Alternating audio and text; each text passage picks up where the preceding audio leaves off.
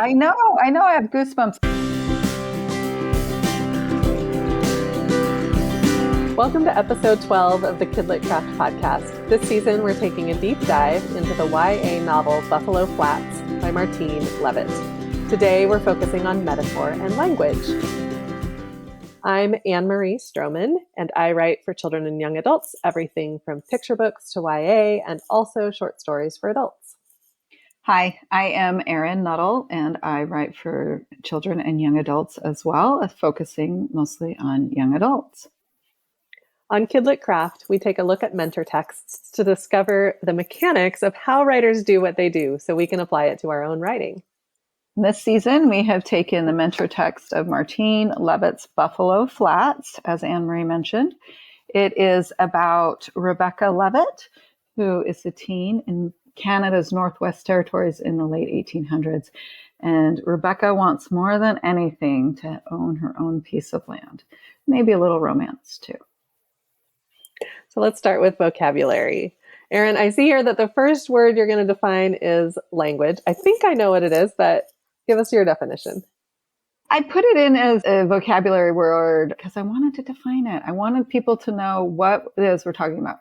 Language is the specific words used in a specific order to create beautiful sentences, paragraphs, or scenes. And you could switch out beautiful to moving or strong or potent. The descriptor can change, but you're choosing words to go in a certain order to create a certain mood on sentence level, paragraph level, and scene level. Today, we'll be looking specifically at the device of a metaphor. So what are metaphors? And also, what does it mean to extend a metaphor? Okay, so a metaphor describes an object or an action in a way that isn't literally true, but helps explain an idea by making a comparison. So like if you told your kid, your bedroom is a dump, or you have a heart of gold, or the snow is a blanket. Those are all real easy and clear metaphors. If your kid's room is a dump, I'm sure you can picture that right now. You know what that means. So it's taking something that you don't know something about and using something you do to make that connection. So you have a bedroom, you want to show something about that bedroom, and by comparing it to a dump, which we know what a dump looks like, it's going to help us see that bedroom in a really economical way. And frequently an emotional shortcut way. Dumps are not places people want to be. Tell us about extended metaphors then. Okay, so with an extended metaphor, sometimes it's called a conceit or a sustained metaphor, but it's all the same idea. And it's the use of a single metaphor at length. It's a metaphor that shows up in multiple scenes throughout the story. Usually it's related to the theme of the book or the story. We're going to look at a number of instances where Martine uses especially compelling metaphors. So Erin, start us off with a callback to our 2 episodes ago, historical feminism. Right. So we have Rebecca's mom and her 2 sisters-in-law, and they are making a point that their husbands need to interfere in a case of domestic violence. And the husbands are reluctant to do so, reluctant to step out of bounds. So the women go and stay in the barn. And this is a description that Martine writes. The barn was filled with heavy and sharp things of men, the chains and leathers that bound the horses to their whims, the shovels and spikes and plow blades and saws, everything meant to tame or conquer. And among all that, in a stall, the floor of it covered in fresh hay, was her mother, soft and clean and unconquerable, and her sisters-in-law at mother's feet like ladies in waiting. So there's a lot in there. And at first I want to just talk about, if we go to the language that she uses, there's a lot of alliteration with like the plural of chains, leathers, like there's a lot of sharp chains, leathers, horses, whims, shovels, spikes, blades, saws. Like there's a lot of that S sound going on. We also have barn and bound and blades. So we have another one. So there's a lot of alliteration, but there's a lot of visual things chains and leathers. And what do? They bound the horses to their whims. And then what is mother doing? She's soft and clean and unconquerable. So she's not going to be bound to their whims. So we have that. And then we also have the sisters-in-law sitting at mother's feet like ladies in waiting. So mother is the queen, and she's sitting in this place. Like the contrast between those two things really drives home the metaphor. So let's go ahead and move right on to some other examples of metaphor. And then I want to talk about Martine's metaphor use in general here. So we've talked a lot about land and how important it is to Rebecca. Any metaphors around land? Oh my goodness. There are so many. It was really hard to pick. If you even go back to like our beautiful sentences, I think probably at least 60 or 70% of those are about the land. But here's one in particular. The mountains glowed as if they swallowed the moon. It was one of those days that made you take the weather's tantrums in benign acceptance in the hope of another day like this. So there's a lot of beautiful imagery in that, the mountains glowing. And especially if you've seen mountains do this as well. But even if you haven't, it's easy to picture because of the word choice. The mountains glowed as if they swallowed the moon. And then in recognition, Rebecca shows that she understands that the land isn't always easy. And I think that's actually partly why she loves it so much, because she says, it was one of those days that made you take the weather's tantrums in benign acceptance in hope of another day like this. So all the terrible weather is worth it for this day. We get that nice personification of the weather with the verb tantrums there. Ooh, yes, that is true. And I love the construction as if I actually have to go back in my own manuscripts and cut some of them because I have too many. But I tend to use that in terms of emotion. She felt as if, and then a metaphor after that. And Martine uses metaphors to describe motions a lot. Mm-hmm. So lay at least one of them on us. Okay. So after the crisis and mother shoots a man, father lies to get her free. There's a lot of things going on for Rebecca. And we know that Rebecca has long seen her parents as the stability in her life. And then also the mountains. What's more steadfast than the mountains, right? So here we have, she says, mother had shot a man, father had lied. And yet, somehow they were Samuel and Eliza Leavitt still. Rebecca felt the mountains had been tipped upside down, balancing on their snowy tips, their roots floating up like ribbons toward the clouds. It was not such a bad feeling. The imagery of this sentence describes Rebecca's emotions so perfectly.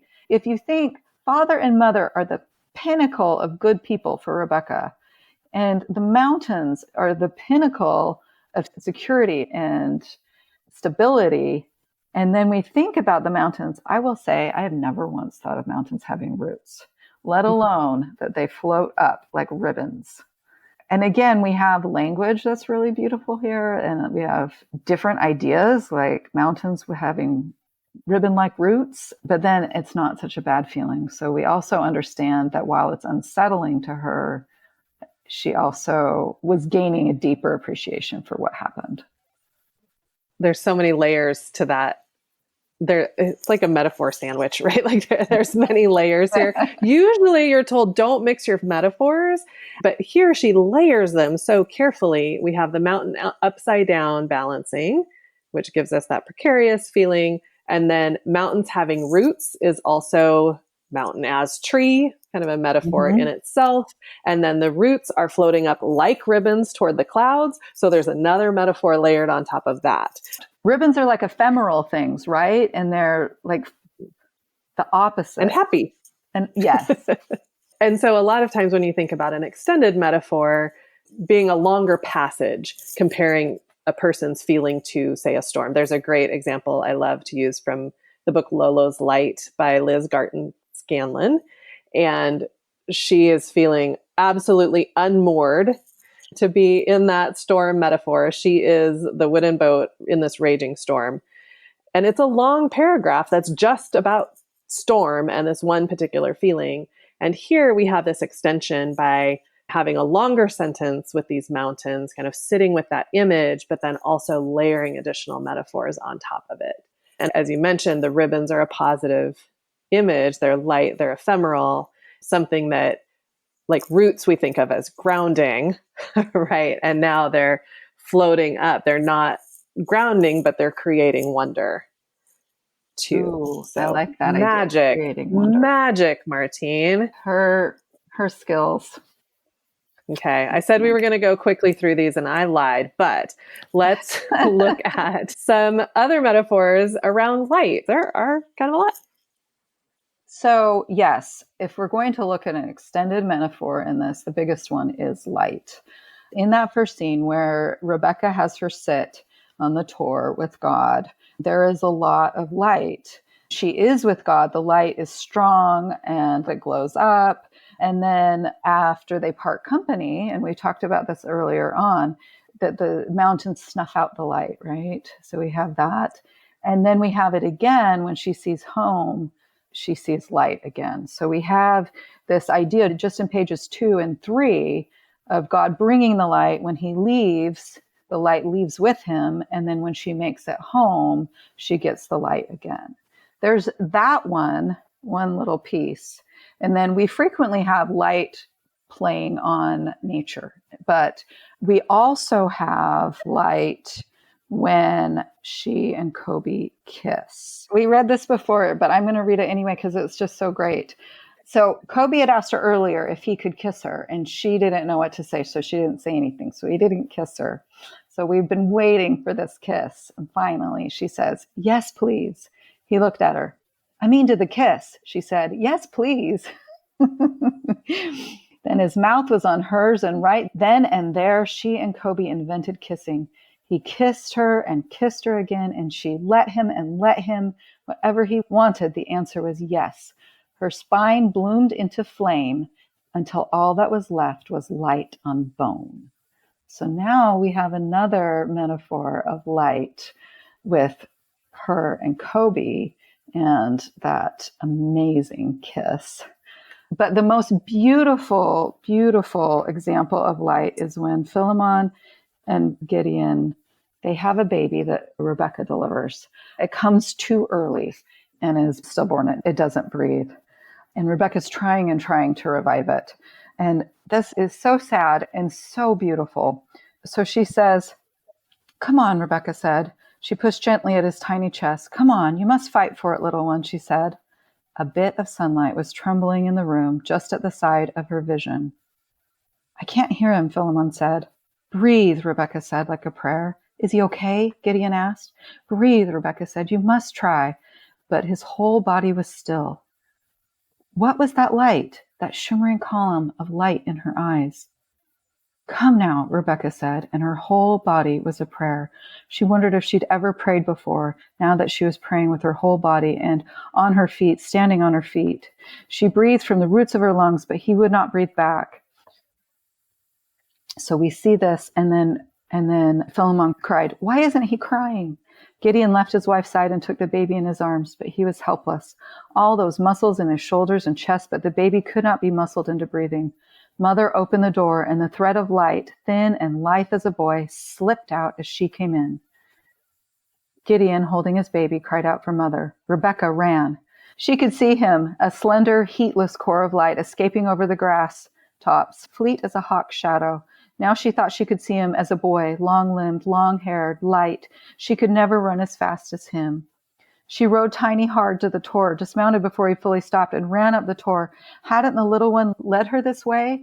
Hadn't he given her teasing glimpse of him, a bright shadow, a glossy bit of wind, a white bird flitting away? She walked around the rocks, staring over the flats, looking for the baby, the boy. But light was everywhere, too many places to hide. He had been here, but he could be at the mountains by now.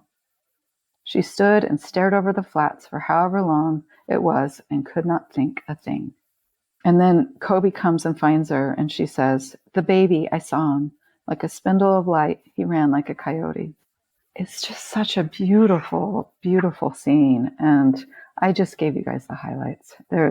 But that metaphor of light, you can imagine, you can see Rebecca chasing that little bit of flittering light, trying to find that baby that she was unable to deliver alive, and bring it back to her brother and her sister-in-law.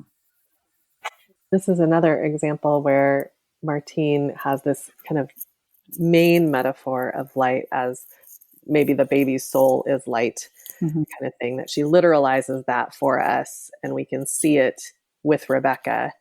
And then she also has other metaphors layered in there. The one that I'm remembering right now is the last bit, that it ran like a coyote.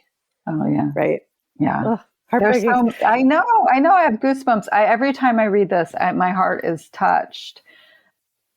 The other thing that Martine does is that Rebecca ends up on the tour where she met God.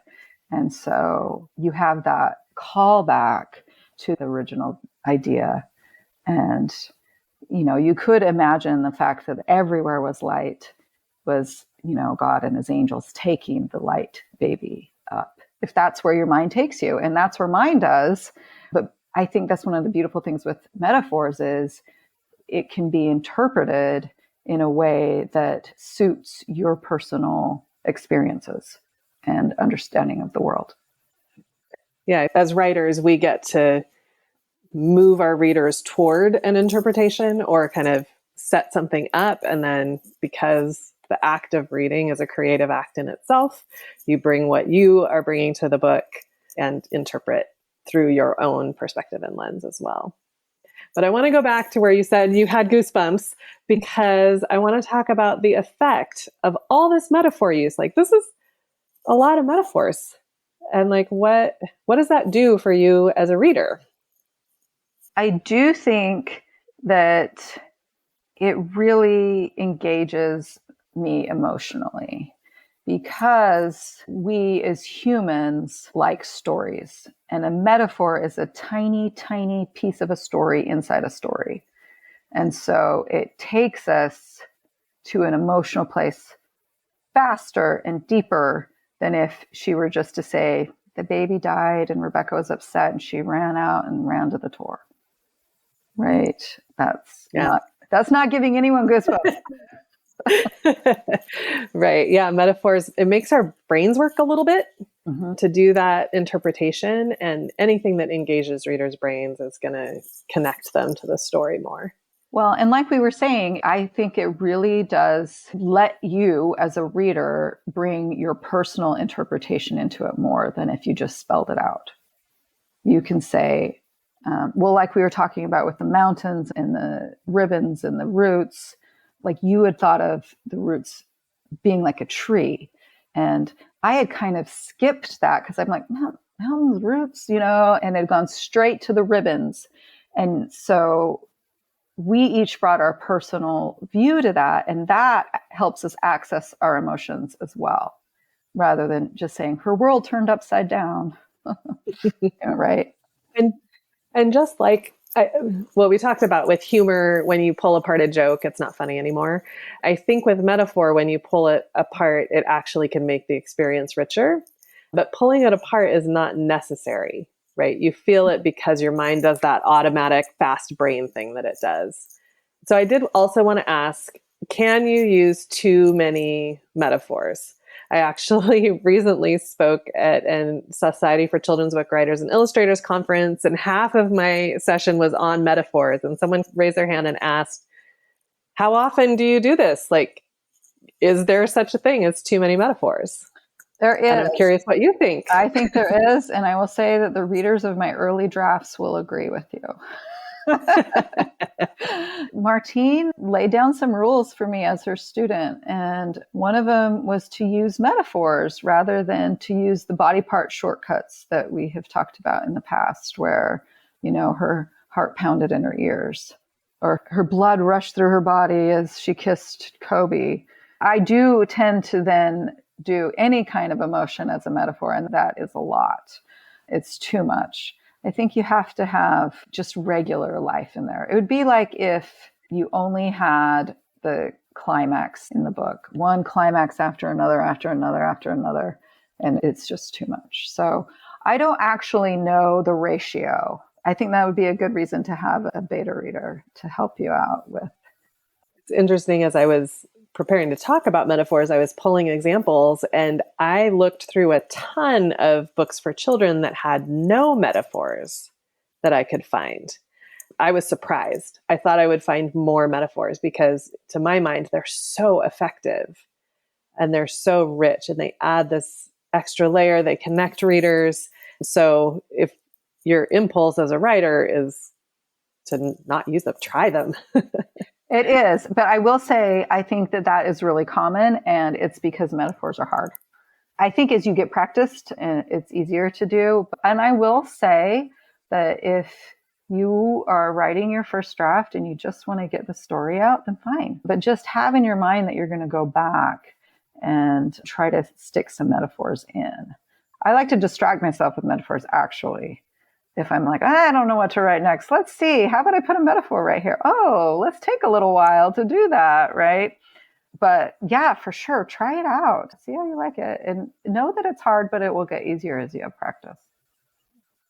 I like to think of using metaphors at moments of heightened emotion. Mm-hmm. So not every emotion that your character might feel, but at heightened emotions, or if you have something that's just hard to explain, see if there's a metaphor that you can use that will help communicate that more clearly and quickly. If you're looking at like the light metaphor that Martine uses, there are, the light does beautiful things to the land, but the main ones that involve Rebecca are when she meets God on the tour, when he leaves, when she goes home, when she kisses Kobe, and when the baby dies.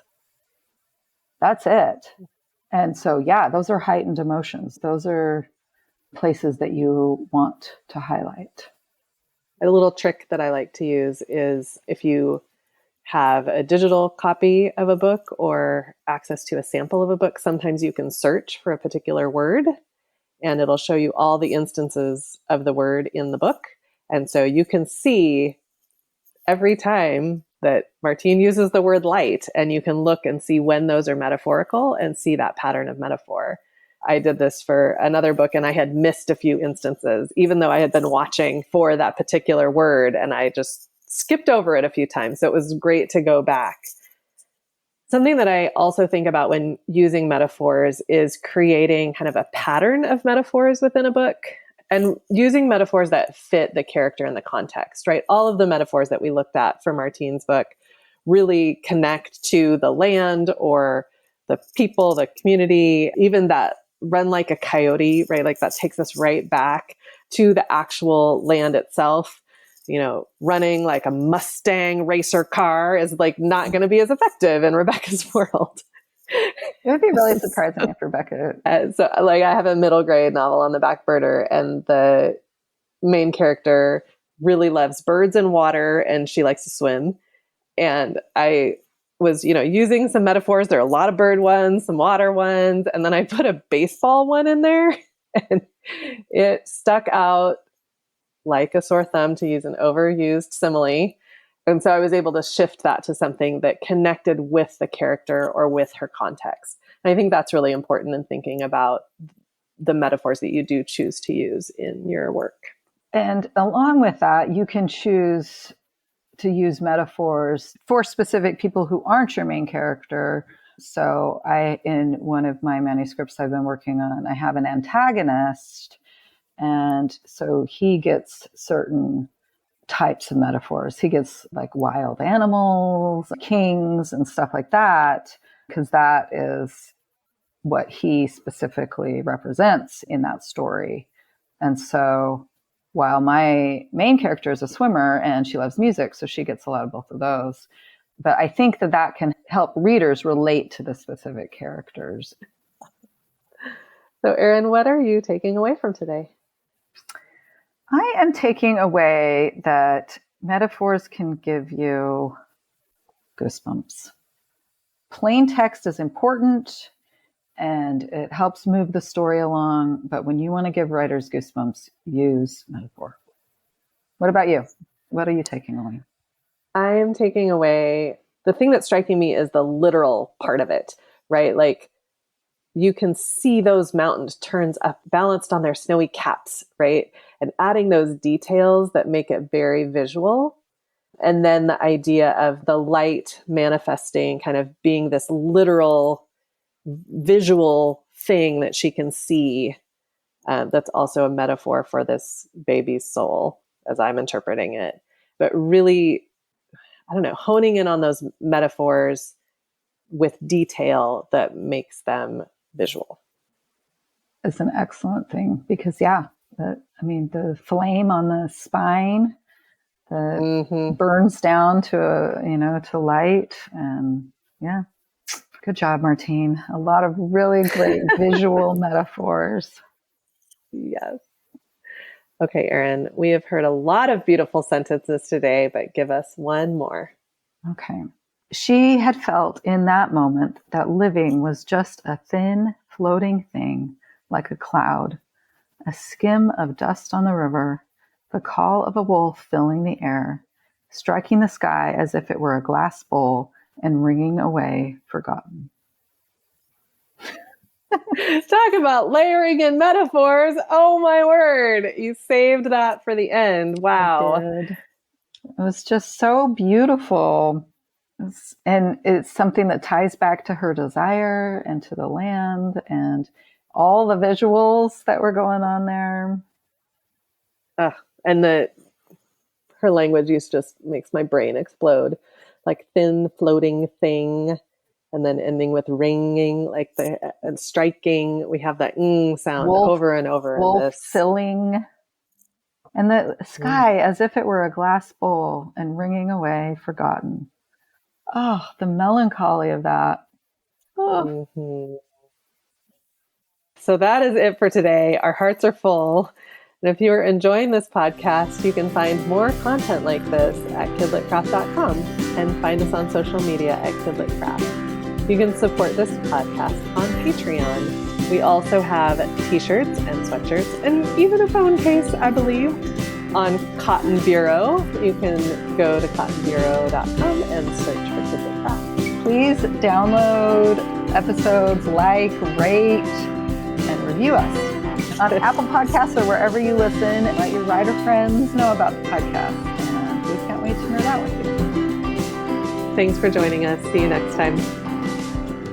Woo! We did it! All the way 12 done. episodes. All the way done.